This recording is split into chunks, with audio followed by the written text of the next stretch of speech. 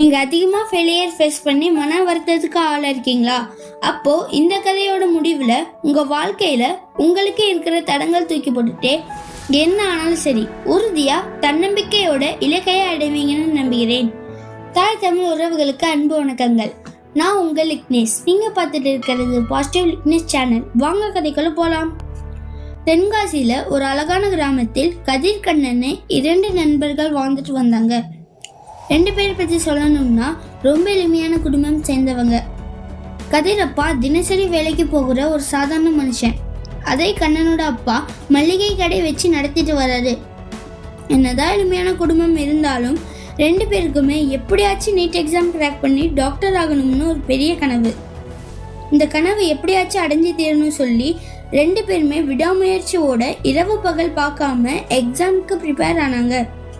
2 பேருமே என்னதான் விடாமுயற்சியோட போராடினாலும் கதிருக்கு மனசுல ஒரு ஓரமா நான் ஆசைப்பட்ட மாதிரி பாஸ் ஆயிடுவேனா, என்ன நடக்க போகுது தெரியல சொல்லி பயமும் பதட்டமும் இருந்தது.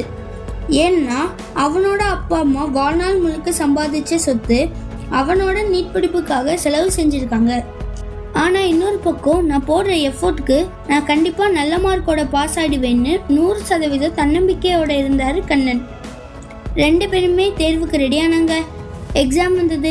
பேப்பர் கொஞ்சம் கஷ்டமாக இருந்தாலும் 2 பேருமே பேப்பர் அட்டென்ட் பண்ணாங்க. எக்ஸாம் முடிஞ்ச ரிசல்ட் வந்தப்போ கண்ணன் ஆசைப்பட்ட மாதிரி நல்ல மார்க்கோட பாஸ் ஆனாரு. மற்றும் எதிர்பார்த்த மார்க் வராதனால கதிர்னால பாஸ் ஆக முடியல. இதனால கதிர் மன வருத்தத்தோட நான் நல்லா தானே எழுதினேன், அப்புறம் எப்படி ஃபெயில் ஆனேன்னு ஃபீல் பண்ணாரு. அப்பா அம்மா கிட்ட முகம் காட்ட முடியாம வீட்டுக்கு போய் அழுக ஆரம்பிச்சிட்டாரு கதிர். அம்மா அப்பா என்னதான் புரிய வச்சாலும் கதிர் கேட்க தயாரா இல்லை. வாட்ஸ்அப் குரூப்ல வர ஃப்ரெண்ட்ஸ் எல்லாருமே கண்ணன் பாஸ் கதிர் ஃபெயிலா சொல்லி கிண்டல் பண்ண ஆரம்பிச்சிட்டாங்க. அதனால ரொம்ப மன அழுத்தம்க்கு ஆளானாரு கதிர். இது பார்த்த கண்ணன் கதிர்க்கு இப்படியே விட்டா அவனோட வாழ்க்கை வீணாயிடும் தெரிஞ்சு அவனுக்கு புரிய வைக்க முடிவு செஞ்சாரு. கதிர் வீட்டுக்கு போய் கதிர்க்கு பார்க்கும்போது கதிரோட கண்கள்ல ஏதோ விசித்திரமான சோகம் பார்த்தாரு கண்ணன். கதிர் பக்கத்துல போயிட்டே ஒரே அட்டம்ல தோல்வி வந்தனால வாழ்க்கை முடிஞ்சதுன்னு நினைக்க கூடாது.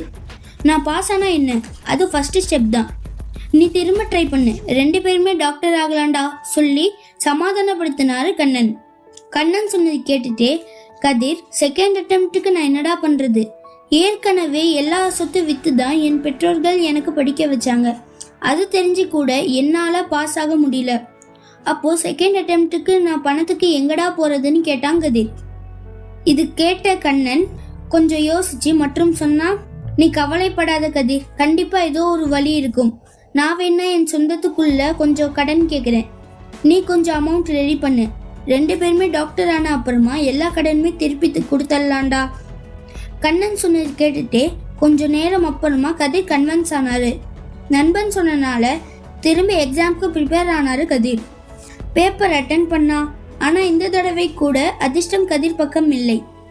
அதே பயத்தினால செகண்ட் அட்டெம்ப்ட் கூட ஃபெயில் ஆனாரு கதிர். அதனால தன்னம்பிக்கை தைரியத்தை இழந்து எனக்கு டாக்டர் ஆக தகுதியே இல்லை, இனிமே எனக்கு எந்த எதிர்காலமே இல்லைன்னு நினைக்க ஆரம்பிச்சிட்டாரு கதிர். அதுக்கப்புறமா எந்த தேர்வுலையும் கதிர் கலந்துக்க தயாரா இல்லை. புக்ஸ் எல்லாம் ஒரு பெட்டிக்குள்ள போட்டுட்டாரு. சில நாட்கள் அப்புறமா நிறைய கடன் மற்றும் குடும்பம் சூழ்நிலை சரியில்லாதனால பக்கத்துல ஒரு நிறுவனத்துல வேலைக்கு போக ஆரம்பிச்சிட்டாரு கதிர். அப்படியே சில மாதங்கள் போச்சு. ஒரு நாள் கதிரோட அக்கா மாமா மற்றும் அவங்க 1 வயசு பாப்பா சின்னுவும் கதிர் வீட்டுக்கு வந்தாங்க. அவனோட அக்கா பொண்ணு சின்னு கூட கதிர் ஒரு நாள் விளையாண்டு இருக்கும்போது ஒரு விஷயத்த கவனிச்சாரு. அது கதிரோட வாழ்க்கையவே மாத்திருச்சுன்னு சொல்லலாம். வாங்க அது என்னன்னு பார்ப்போம். அன்னைக்கு கதிர் பாப்பா சின்ன கூட விளையாண்டு இருக்கும்போது நிறுவனம்ல இருந்து கால் வந்தனால கதிர் எந்திரிச்சு போய் வெளியே பேசினாரு. பேசி முடிஞ்சு ரிட்டர்ன் வீட்டுக்கு வரும்போது கதிர் ஒரு விஷயத்த கவனிச்சாரு. அது என்னன்னா, பாப்பா சின்ன நடக்க ட்ரை பண்ணுச்சு. 2 அடி நடந்து கீழே விழுந்தது. கதிர் பார்த்தாரு. பாப்பாவுக்கு தூக்கி விடலான்னு நினைக்கக்குள்ள பாப்பா அழகாக திரும்ப எந்திரிச்சு மறுபடியும் நடக்க ட்ரை பண்ணுச்சு. மறுபடியும் விழுந்தது, கொஞ்சம் அழுந்தது, மறுபடியும் பக்கத்தில் இருக்கிற ஜன்னல் பிடிச்சி நடக்க ட்ரை பண்ணுச்சு. இது பார்த்த கதிருக்கு அவனுக்குள்ளேயே ஒரு கேள்வி. ஒரு நாள் தனியாக உட்கார்ந்துருக்கும் போது ஏன் 1 வயசு குழந்தைக்கு அவன் மேலே இருக்கிற நம்பிக்கை எனக்கு என் மேலே இல்லை? எதனால எனக்கு தோல்வி அடைஞ்சது? நான் என்ன தப்பு பண்ணேன்னு யோசிக்க ஆரம்பிச்சிட்டாரு கதிர். அப்போதான் அவனுக்கு ஒன்று புரிய வந்தது. அவனோட பயம்தான் அவனோட தோல்விக்கு காரணம். இது புரிஞ்ச கதிர்க்கு ஃபெயிலியர் ஒரு தண்டனை இல்லை, அது ஒரு பாடம். விழுந்தாலும் மறுபடியும் எந்திரிச்சு ட்ரை பண்ணுறது தான் வளர்ச்சி என புரிய வந்தது. இந்த தடவை எல்லாமே புரிஞ்ச கதிர்க்கு பணம் பற்றாக்குறை மற்றும் கடன் இருக்கிறனால என்ன பண்ணுறதுன்னு ஒன்றுமே புரியலை. கதிர் அதே நிறுவனம்க்கு அப்படியே வேலைக்கு போயிட்டே இருந்தார். வேலை செய்கிற இடத்துல பார்த்தோம்னா முதலாளிக்கு எப்போவுமே கதிர் மேலே ஒரு நல்ல அபிப்பிராயம். ஏன்னா எப்போவுமே கோபம் படாமல் சிரிச்ச முகமோட பொறுமையாக எல்லாமே ஹேண்டில் பண்ணுவார் கதிர். ஆனால் கொஞ்ச நாள் முதலாளி கதிரோட மனசு அப்பப்போ எங்கேயோ தொலைஞ்சு போகிறது, புன்னகை குறையிறது கவனிச்சாரு. கதிரோட மனசில் ஏதோ ஒரு பிரச்சனை இருக்கு புரிஞ்சு அவன் கூட மனசை விட்டு பேசினா சரி பண்ணிடலான்னு நினச்சி அவரு அன்னைக்கு இரவு உணவுக்கு தன் வீட்டுக்கு வர சொல்லி கதிர்கிட்ட சொன்னார். கதிரும் முதலாளி வீட்டுக்கு சாப்பிட போனான். 2 பேர் சாப்பிட்டு முடிச்சுட்டு வெளியே நடக்க ஆரம்பிச்சாங்க. அப்போ கதிர்கிட்ட அவருக்கு என்ன பிரச்சனைன்னு கேட்டாரு முதலாளி. முதல்ல அவன் தயங்கினா, ஆனால் கொஞ்ச நேரத்திலேயே அவனோட கனவு முதலாளி கிட்ட சொன்னான். கதிரோட பிரச்சனை பணம்னு தெரிஞ்சு அவர் கதிர்கிட்ட, அப்போ 2 டைம் ஃபெயில் ஆன, அப்போ என்ன உத்தரவாதம்? நீ 3வது தடவை பாஸ் ஆயிடுவே. அதுக்கு கதிர், 2 டைம் இல்லாத நம்பிக்கை இந்த தடவை என் மேலே எனக்கு இருக்கு சார். கண்டிப்பாக இந்த தடவை நான் ஜெயிச்சிடுவேன். ஆனால் ஏற்கனவே என் குடும்பம் எனக்காக நிறைய கஷ்டப்பட்டுட்டாங்க. அதனால அவங்களுக்கு மறுபடியும் கஷ்டம் கொடுக்க நான் விரும்பலை. அதுக்கு முதலாளி சொன்னார், நீ கண்டிப்பாக இந்த தடவை ஜெயிச்சிருவேன் நம்பிக்கை இருந்தா நீ கவலைப்படாத, உனக்கு உதவி செய்கிறேன். நீ டாக்டர் ஆன அப்புறமா எனக்கு பணம் திருப்பி தந்தா போதும். அவர் சொன்னது கேட்டுட்டே கதிர் இருட்டுக்குள்ள ஒரு வெளிச்சம் கண்ணுக்கு தெரிஞ்ச மாதிரி இருந்தது. முதலாளிக்கு நன்றி சொல்லி சந்தோஷமா வீட்டுக்கு கிளம்பினாரு கதிர்.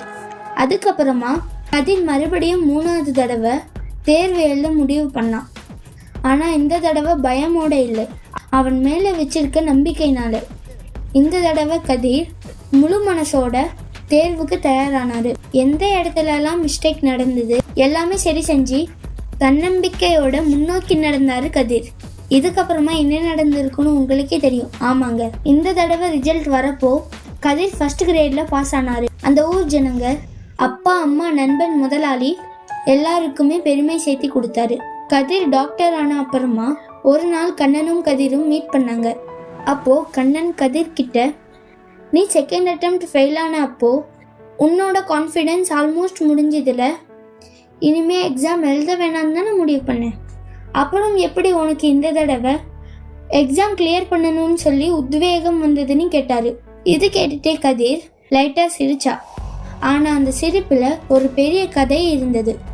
கதிர் சொன்னா, கண்ணன், நம்ம எல்லாருமே புதுசாக ஏதாச்சும் கற்றுக்க எப்போவுமே தயாராக இருக்கணும். உங்களுக்கு வாழ்க்கை பாடத்தை கற்றுக் கொடுக்கக்கூடிய ஒரு ஆசிரியர் நீங்கள் எப்போ வேணாலும் எங்கே வேணாலும் எப்படி வேணாலும் சந்திக்கலாம். என்னோட வாழ்க்கையில் நிறைய அனுபவம் கற்றுக் கொடுத்த ஒரு ஆசிரியர் ஒரு சின்ன குழந்தை தான். இந்த ஸ்டோரியோட மாரல் என்னன்னா, கதிர் பண்ண தப்பு தான் நாம் வாழ்க்கையில் செய்கிறோம் நண்பர்களே. தோல்வி பார்த்து உடையாம அது வெற்றியை அடைய இன்னொரு பாதை தெரிஞ்சு கொள்ளுவோம். இந்த ஸ்டோரி உங்களுக்கு பிடிச்சிருந்தா மறக்காமல் லைக் அண்ட் சப்ஸ்கிரைப் பண்ணுங்கள். அண்ட் அடுத்து என்ன மோட்டிவேஷன் ஸ்டோரி வேணும்னு கமெண்டில் சொல்லுங்கள். நன்றி, வணக்கம்.